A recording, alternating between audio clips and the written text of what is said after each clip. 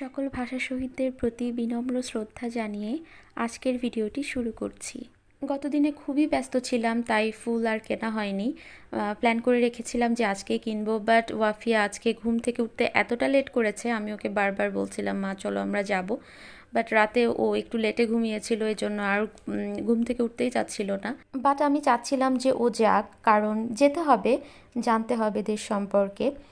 যেমন ওর যতটুকু বোঝার ক্ষমতা আছে, ওর বাবা পুরো রাস্তা যেতে যেতে ওকে হালকা করে বোঝাচ্ছিল, ও খুবই মনোযোগ দিয়ে শুনছিল। আমার মনে হয় প্রত্যেকটা বাচ্চাকেই যদি তার ক্যাপাবিলিটি অনুযায়ী শোনানো যায় তাহলে কিন্তু তারা শুনবে। মাঝে দেশের পরিস্থিতি খারাপ হওয়ার পরে আমাকে আরও বেশি ভাবায় যে সামান্য কিছু অস্বস্তিকর পরিস্থিতিতে আমরা কতটা হাঁপিয়ে উঠেছিলাম, তাহলে ওই সময়গুলোতে আসলে কত নির্মমতা চলেছে, তাহলে পরিস্থিতিটা কেমন ছিল, আসলে এইগুলো নিয়ে ভাবতে গেলে আসলে অনেক বেশি খারাপ লাগে। তো আমরা আসলে দেশকে একদিনের জন্য না, অবিরাম ভালোবেসে যাব।